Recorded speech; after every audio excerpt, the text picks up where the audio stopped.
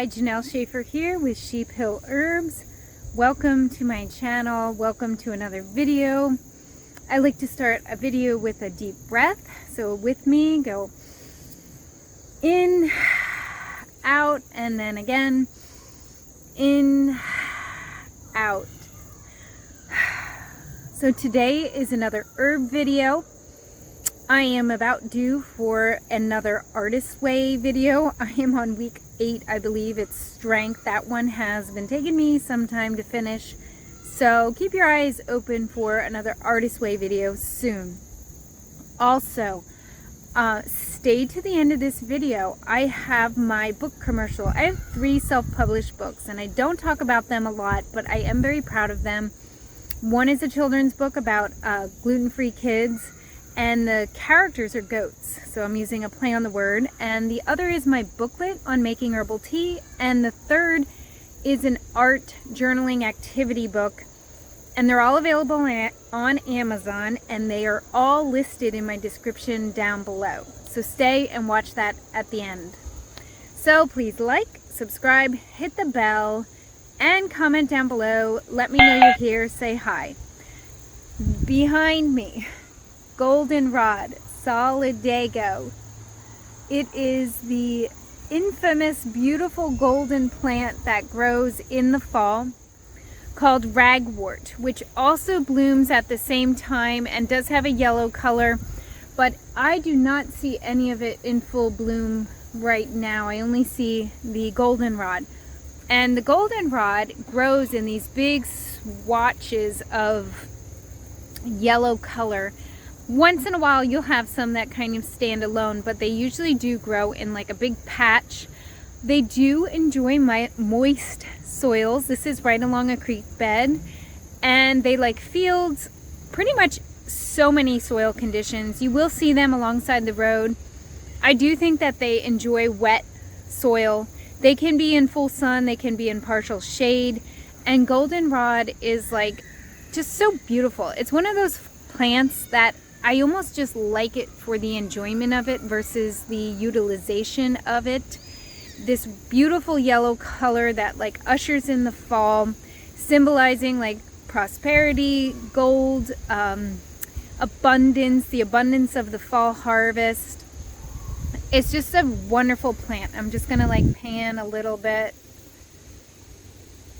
I feel like it's very easy. Okay, so I feel like it's very easy to identify because of this rich golden flower. Here are the leaves, so you can see they are smooth. They have like I guess like a stem crease in the middle. They come to a point. They alternate along the stem. The flower comes up to like a point at the top, and you can see like it just kind of comes up to like a little spire here. If you need help identifying, I use PlantNet as a plant app, and you can also ask a local plant person in your area. Goldenrod pretty much grows everywhere in the United States. There are a variety of species. This is, I believe this is Solidago, and then SPP it's called. And, but they're all pretty similar. What do you use this plant for? I have cut this plant and I dry it, and I usually dry in paper bags, and I do have a video on drying herbs in paper bags. That is my favorite method. I don't use a dehydrator, and I don't have a big herb like drying station, so I use paper bags from the grocery store, and I cut, fill halfway, and you shake the bags every day for like a week or 2 weeks.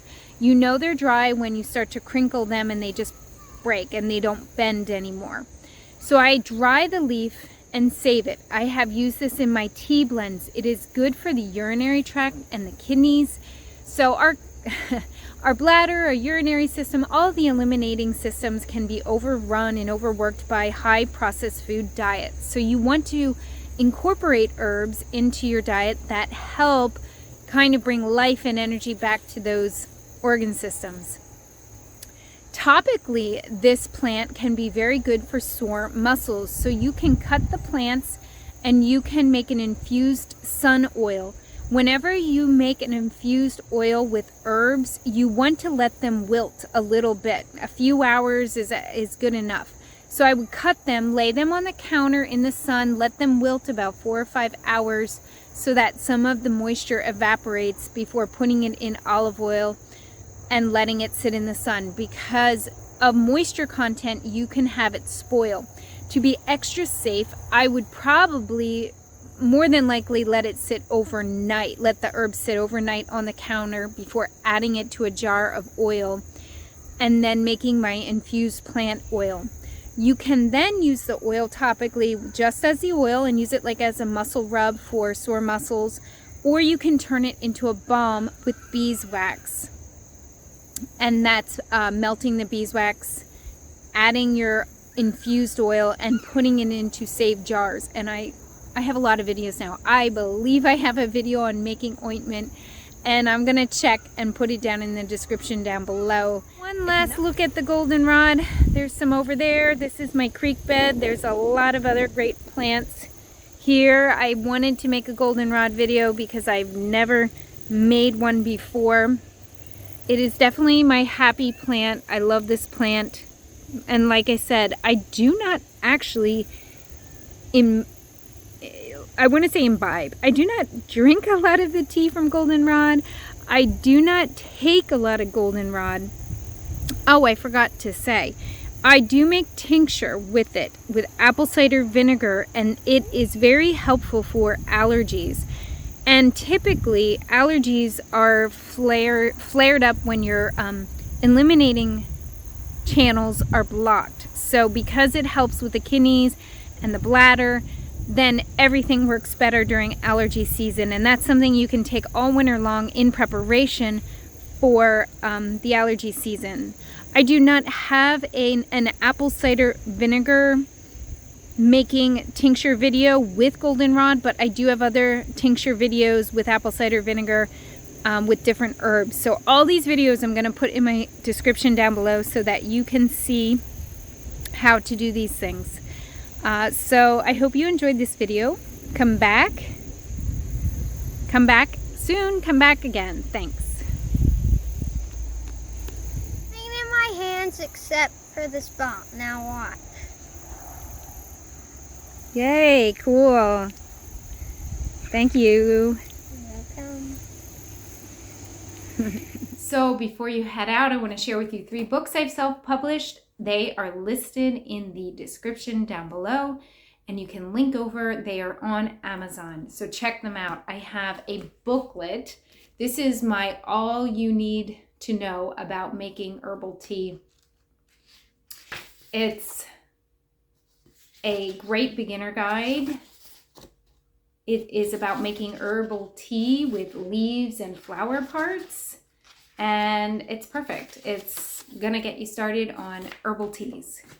Then I also have my children's book, The Story of the Gluten-Free Kid. This was written by me and illustrated with the help of my kids, and perfect for anybody who has any gluten-free kids. A really fun story that will help them not feel so alone. And then the third book is my Mommy and Me journaling activities for love and serenity, and art journaling activities, I should have said. This is to be done with an art journal or an art notebook, and it is basically activities. So you have the still life activity, you have the doodle activity, you have, it's called the I am activity. So my 3 books on Amazon, link from the description. Help me out. Thanks so much.